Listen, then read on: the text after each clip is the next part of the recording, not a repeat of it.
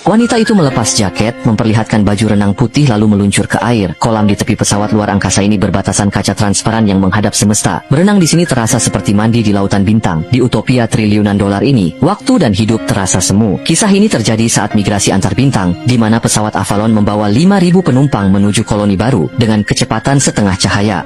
Pesawat itu berperisai tak tertembus, namun saat melintasi sabuk asteroid padat, pecahan meteorit menembus perisainya, merusak sistem. Meski segera diperbaiki, insiden ini membuat Jim terbangun lebih awal dari hibernasi. Jim, insinyur mesin kelas pekerja, ikut perjalanan ini demi membangun rumah sendiri di planet baru. Sistem lalu memberitahunya soal perjalanan sesuai program. Dia bersemangat ke acara penyambutan, tapi ternyata aulanya kosong. Dia menyusuri lorong sepi, bertanya pada sistem, sampai jawaban yang didapat membuatnya putus asa.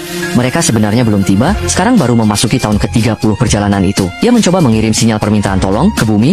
Dia akan menua sendirian di kapal ini tanpa ada orang lain yang bangun. Saat Jim berjalan tanpa arah, sebuah suara menarik perhatiannya. Jim mengira ada orang lain, tapi ternyata itu hanya robot bartender. Tubuh atasnya manusia, namun bawahnya mesin di atas rel. Arthur bukan sekadar pelayan.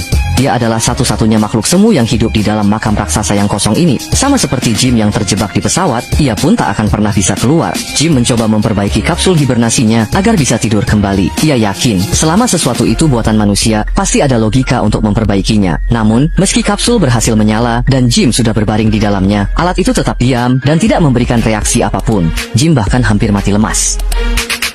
Ya, dia mencoba masuk ke kokpit untuk membangunkan kru, tapi di sana ada pintu anti ledakan yang sangat kokoh. Tidak peduli seberapa keras dia memukulnya dengan palu teknik atau mencoba membukanya dengan keahlian teknisnya, semuanya sia-sia. Setelah hidup sendirian selama lebih dari setahun, Jim hampir mengalami kehancuran mental. Jim adalah warga kelas 2 di kapal luar angkasa itu. Sebagai pekerja kasar, dia membeli tiket diskon, jadi dalam sistem, dia hanya pantas mendapatkan kopi hitam yang pahit.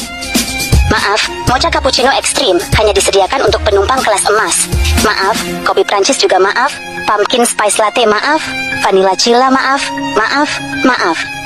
Tiap hari, di asrama sempit, derita bukan soal materi, tapi hilangnya peluang. Saat 90 tahun lagi tetap sama, waktu tak bermakna. Jim curhat ke Arthur, awalnya berharap bisa berkarya di rumah kedua, tapi meteorit itu menghancurkan harapannya. Arthur membujuk Jim agar tak terpaku pada tujuan, tapi menikmati saat ini dan perjalanannya. Karena tak bisa tidur lagi, aku harus bertahan di neraka ini.